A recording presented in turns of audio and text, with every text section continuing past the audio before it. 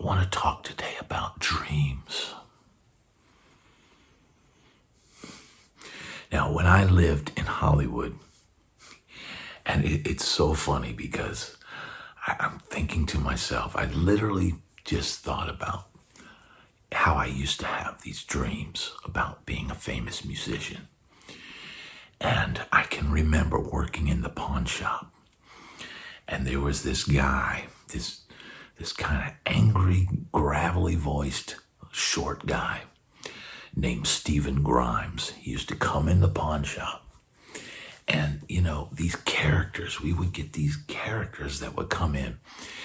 And he was one of them. And we're, all the guys that worked in the back with me, besides the two owners and the mom and dad that would be in the pawn shop, the rest of the guys were all rockers like me. We're all long hairs and, want to be musicians and actors and, and all that kind of stuff. So this guy, Stephen Grimes, would come in and he's dealing with some stuff in the pawn shop. He's either getting something out or putting something in to get a few bucks. And, Stephen Grimes would always say, "I'm a vet, man, I'm a vet." And, so he may have been a veteran of probably the Vietnam, I'm guessing. But one day he slides this little card on, hey guys, I'm a music manager now. Here's my card. And we're like, okay. And so I pulled out this card and it said, "Stephen A. Grimes, my dreams are your desires." And I just thought, that line, "your dreams are my desires." And so, I was telling my wife last night, I have some idiosyncrasies with sleeping. And I think it's largely based off of, when I was on the road. And my wife says, "Well, you're not on the road anymore. You don't have to do that." I said, "No, it's like this thing. It's like my security blanket. It's like the thing that I did that gave me some comfort. And now I still do it out of habit because I like it. But I used to always, when I would, later in my years, when I needed to go take a nap after all the frivolity of the night before, I would take a shower and I'd take a little nap so that I could have enough voice left to do another show and enough energy left to do another show. So when I would, take my shower and I'd go to lay down in bed, I'd get a towel. I'd get like one of the hand towels or whatever clean from the hotel room, and I'd put it on the pillow. And I would lay down feeling that towel on the pillow, and it would give me comfort that, it's a clean towel. And it just, there was something about it that just, I grew that it was like a comforting thing, and I would get a little bit of sleep. I'd get a little bit of rest, and I put my head on this pillow with this towel over it.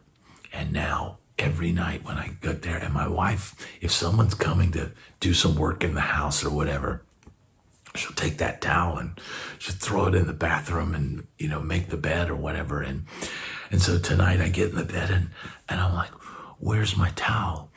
And she's like, I put it in the bathroom. You don't need it. I go, "You don't understand. It's like this comforting thing. It's like the moment in the day when I finally get to rest, and knowing that this towel is there, it's just like, it's just this weird idiosyncrasy. Just like, I feel like, because I was always in the tour bus bunk, and you always feel like you're on the edge and you're gonna fall off the bed. It's like I gravitate towards the edge of the bed, and that's like my little spot with my towel on the pillow, and all this. And these are the idiosyncrasies of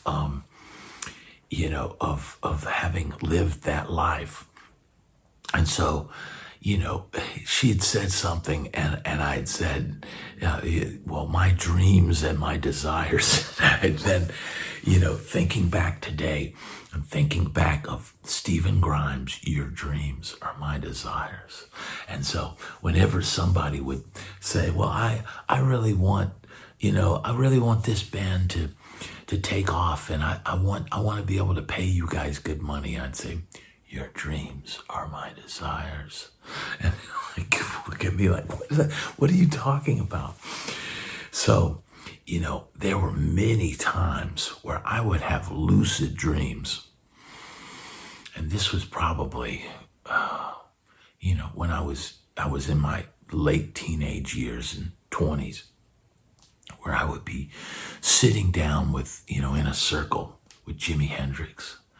And, he'd be espousing advice and telling me, oh, you need to do this, and, always play what you feel, and, keep the spirit alive. And, it's like these little pep talks, I would have with Jimi Hendrix. And you can imagine just waking up from that and thinking it's real, and he was my hero growing up. Before I got into Van Halen, it was Jimi Hendrix, and I still find the beauty in his playing, and the fact that he never played the song the same way twice.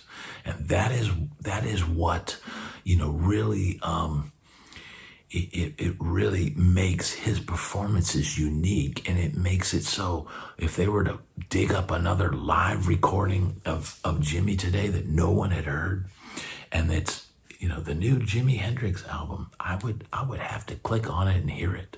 I would have to, because he'd always says something different. He always plays something different.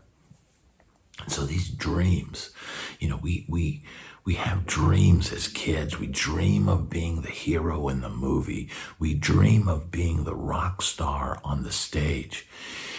And, these dreams, we make come true by hard work, by working on our instrument, by learning songs, by writing songs, by traveling and going, to places, away from our homes, like California or Nashville or New York or Texas.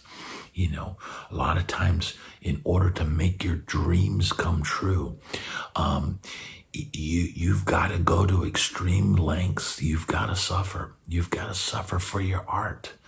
It's not easy. When I first moved out to Hollywood, and we lived in that crappy apartment that Lenny Bro had, apartment building that Lenny Bro had been found dead in the swimming pool. It's like, this is suffering, and I think I had maybe $50 a week to eat off of. This is my budget. And so I had to learn real quick. I'd go to Ralph's down on Sunset. I would buy 10 packs of ramen and 6 or 7 cans of tuna. I think the ramen was 10 or 20 cents each, and the tuna would be 50 cents, something like that. And then I'd get like a 99-cent jar of spaghetti sauce, Ralph's spaghetti sauce, generic. They would sell the generic back then. And a thing of spaghetti and, noodles. And I could make spaghetti and eat on that for a couple days. And, I learned how to survive on very little.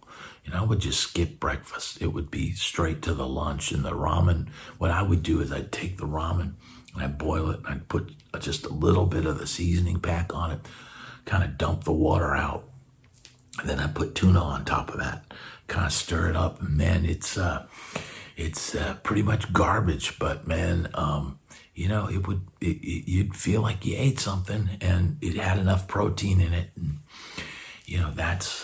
that's what we do for our dreams, right? I would practice in my room. I would put on an Aebersold record, and I would blindfold myself. So I would be sitting in this room with the Aebersold record on, and I would blindfold myself and practice soloing over these, jazz changes, these generic changes, but they would be the changes to popular like jazz tunes. And those are ways that I would learn the guitar neck, because now I can close my eyes and I can visualize. If I know where my position is, I will visualize these things. It's the things we do to satisfy our dreams. And I was suffering for my art. I could have stayed in college, and I could have had that paid for, and started a job and all that, but I chose the fool's path of a career in music, and it's been a rough ride, because sometimes your dreams can lead you to nightmares.